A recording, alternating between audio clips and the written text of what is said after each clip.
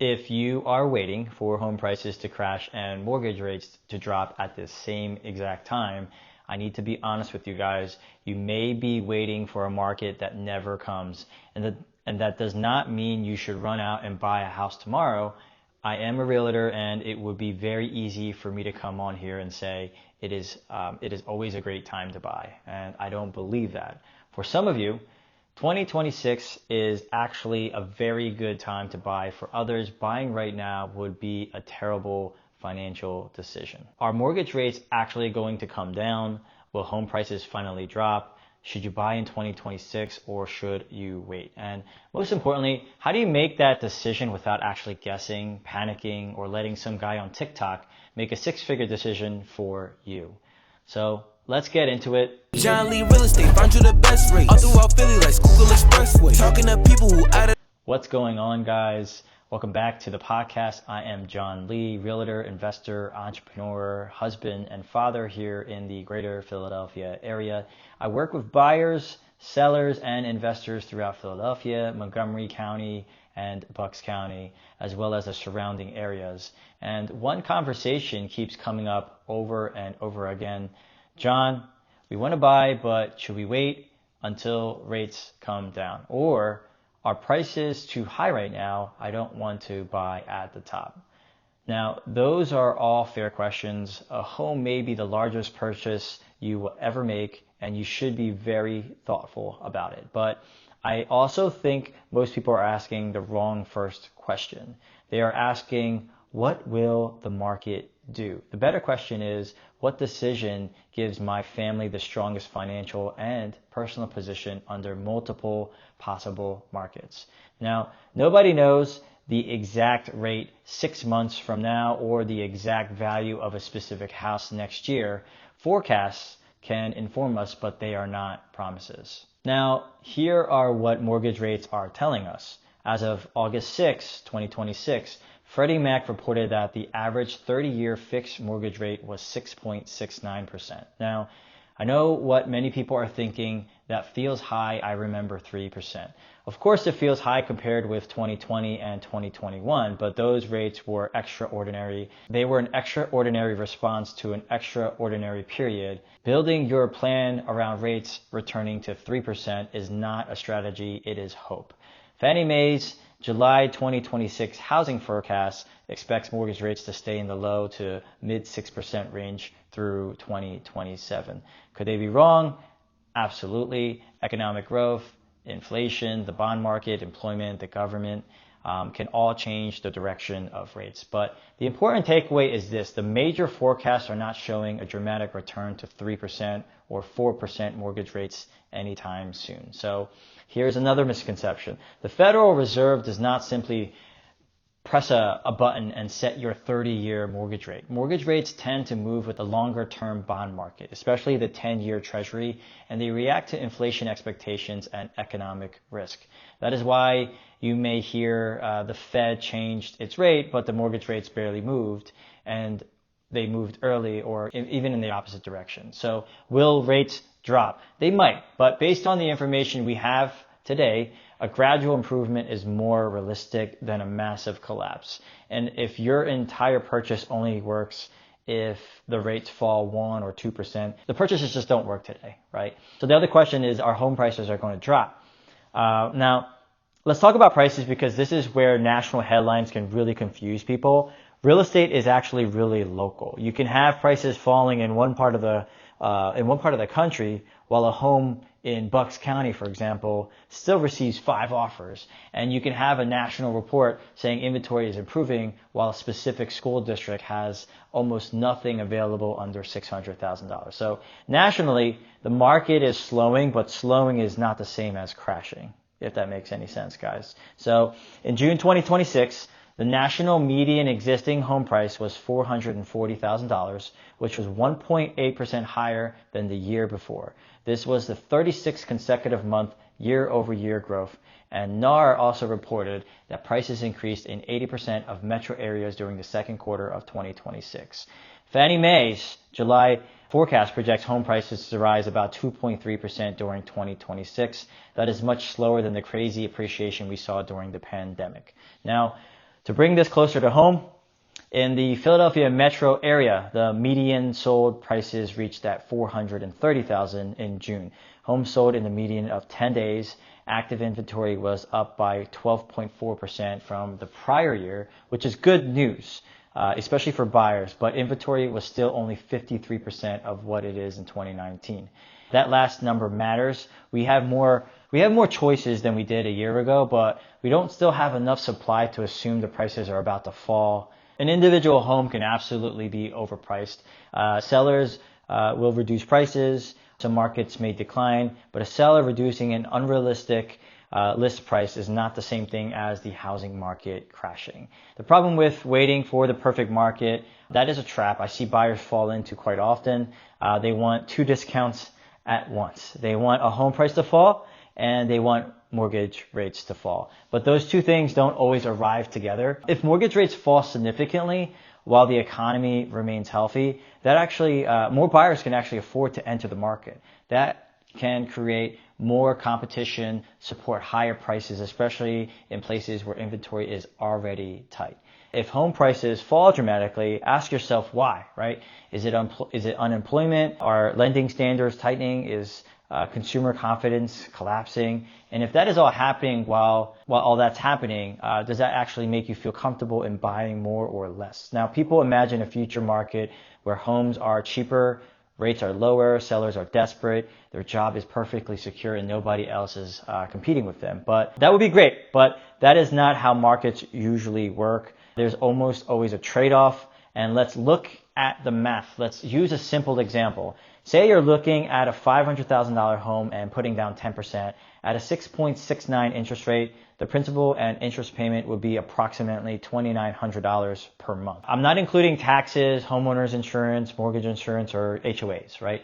Now, you imagine you wait a year and that rate fell down to 6%, but the home prices rise by 2.3%, which is roughly in line with the Fannie Mae examples and the current 2026 pricing forecasts. That $500,000 home is now at $511,000 with 10% down. Your principal and interest payment would be approximately $2,760. You waited, okay? You guys waited, your rate improved, and your payment dropped by $141. Now, don't get me wrong, that is real money, but it may not be the life-changing difference people imagine when they say, I'm just going to wait for rates. You also need more money for the down payment. The purchase price is $11,000 higher, and a lower rate may bring more buyers into the market. So something to consider. Again, I'm also aware that the opposite could happen. Prices could stay flat, rates could fall, waiting could wait in your favor. My point is not that buying now always wins. My point is that waiting is also a financial decision with its own risk. It's not the safe, neutral option people assume it is.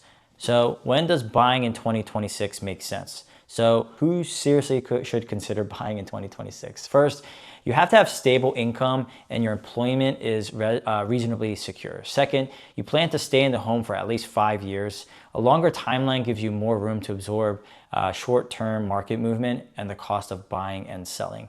And third, the full payment needs to work today, not after an imaginary refinance, not if you stop going out, never take a vacation, and nothing in the house ever breaks. It should work with a real life budget. Fourth, you should still have the reserves after closing. If buying the house takes every dollar you have, you may not be able to close, but that does not mean you can comfortably afford it to own it. Fifth, the home solves a real need. Maybe your family has outgrown your current space. Maybe the location improves your daily life. Maybe you are house hacking and the numbers create a strong long-term investment. There should be a reason behind fear of missing out. And six, you are buying the right property at a fair price. A good market will not save you from buying the wrong house, ignoring a bad inspection, or wildly overpaying.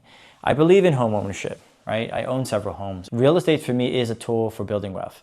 Real estate has been a major part of my own financial journey, but I also care about peace, family, and freedom. A house should support your life, not own it. Becoming house poor is not automatically a blessing just because you received the keys. If those things are true, 2026 can be a very good time to buy, even if the rate is not perfect. And when should some of you guys wait?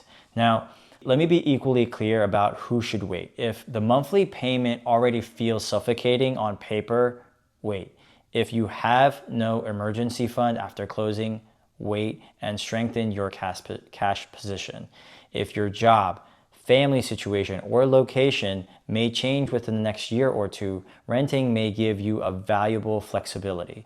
If your credit score or debt situation can materially improve within 6 to 12 months, taking that time may create a better result than trying to predict the market. And if you're buying because everyone else around you is buying, that is also not a good reason to buy. Sometimes waiting is wisdom, but waiting should come with a plan and a target. For example, I'm going to save another $20,000, pay off this debt, and improve my credit by next spring is a plan. I'm going to wait until the market feels better is not a plan.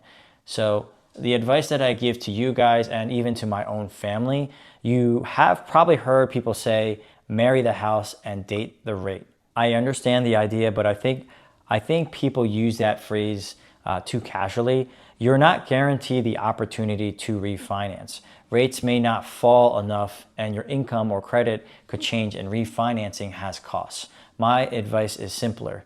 Buy a house you can live with using a payment you can live with. Again, buy a house you can live with using a payment you can live with. If rates fall later and if refinancing makes sense, beautiful. That is a bonus, not the plan that rescues the deal. That is the same advice I would give my own family. And here are 3 things to do before you decide. Before you choose to buy or wait, do these 3 things. Number 1, get fully pre-approved and understand the complete payment.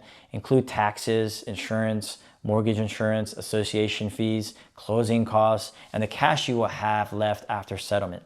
Number 2, compare 3 scenarios. What happens if you buy now?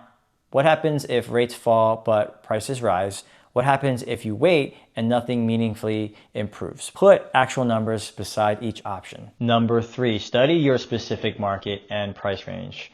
Don't make a Bucks County decision from a headline about Florida or Texas. Look at inventory, recent comparable sales, days on market, price reductions, and how often good homes are receiving multiple offers. The opportunity in 2026 is not that everything is suddenly cheap. The opportunity is that the inventory is improving and that certain sellers are more negotiable. A prepared buyer may be able to negotiate a seller credit, target homes that have been sitting, or structure better terms than during the most competitive years. But you need patience, preparation, and the willingness to walk away from the wrong deal. So guys, is 2026 a good time to buy? Here is my honest answer. It is a good time to buy if your life is ready, your finances are ready, the payment is sustainable today, and if you find the right home at the right price. It is a bad time to buy if you are stretching, guessing, or depending on the market to bail you out later. I don't expect a broad housing crash in the greater Philadelphia market area based on the data that we have today. I would also not build a plan around dramatically lowering or lower mortgage rates arriving soon. So prices and rates may prove at the margins, but the perfect combination of a cheap house, a cheap loan, and no competition may never show up.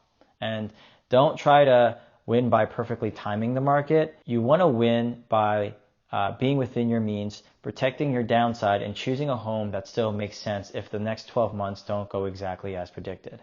If you're trying to decide whether buying now or waiting makes more sense, send the word math, okay? Math, M-A-T-H. I will help you compare both options using your real price range, down payment, and timeline. No pressure, just honest numbers so you can make a clear decision. And if this episode helped you, share it with the person who keeps saying, I'm waiting for the market to crash. And subscribe to the podcast, because in the next episode, I'm going to break down how to tell whether a home is actually overpriced and what buyers should look at before making an offer. I appreciate you guys. Stay focused, make decisions based on facts instead of fear, and I will see you on the next episode. John Lee Real Estate, find you the best rates all throughout Philly like Schuylkill Expressway. Talking to people who out of